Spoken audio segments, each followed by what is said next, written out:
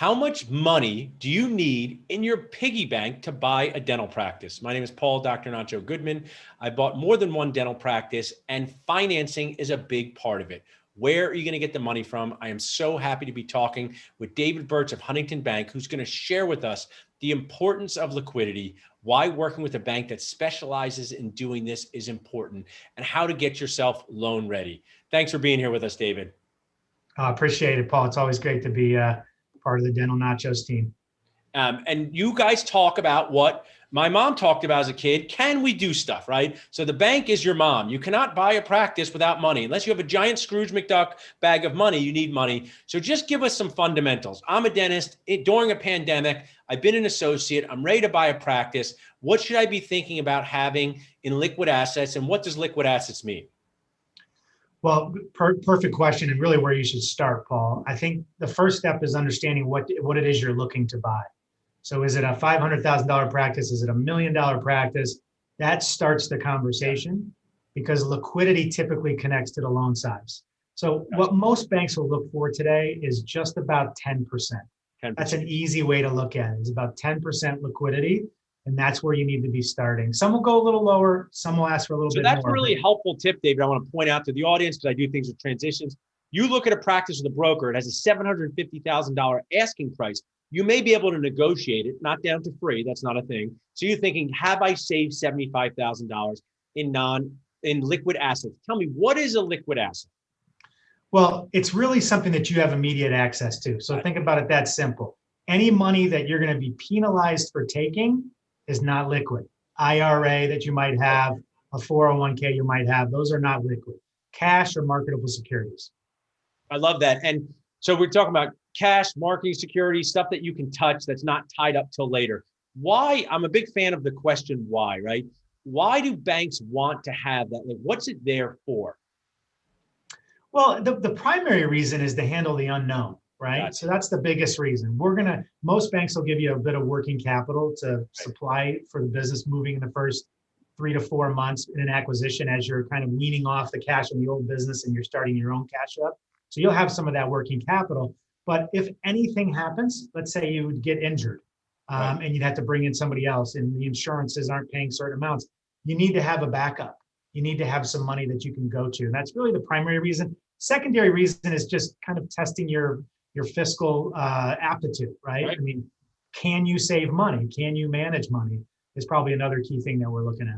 Two really good points, because, unknown happens, and it doesn't have to be dramatically bad. It could just be, I've taken over practices and your production isn't the same as the owner that left right away anyway. There's a lot of things to manage. So you want to make sure that you can pay for your food, pay for your rent, pay for your mortgage. So that's the why there.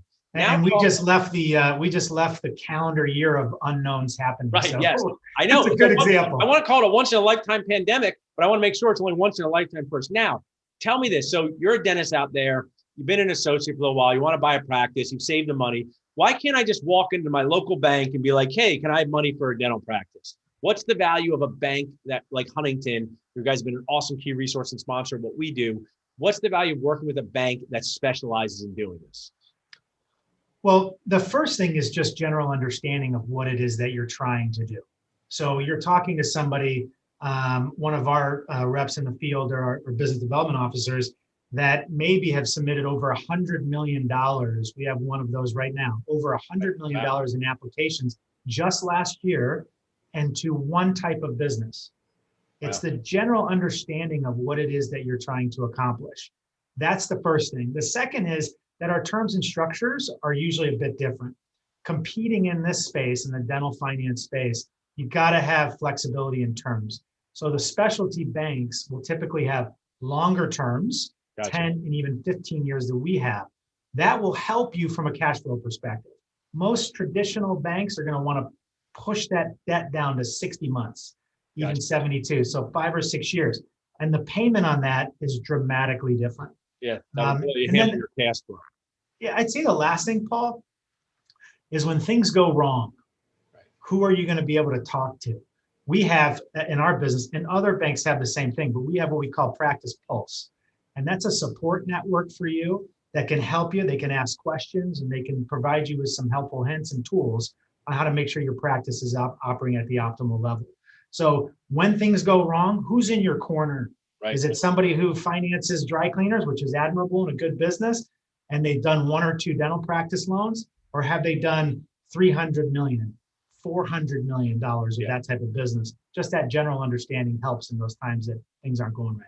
Really, really good explanation. It's something it's not an intuitive thing. I grew up with a dad as a dentist who was awesome. We joined his practice. We bought different practices, but there's no way to know this without really digging into this industry and learning why, like my grandmother said, dentists are so special. And a lot of times you guys give a lot. There's dental offices can be such a good risk for lending that you're willing to finance. One of the things that frustrates me, David, is I am a sharer of awareness.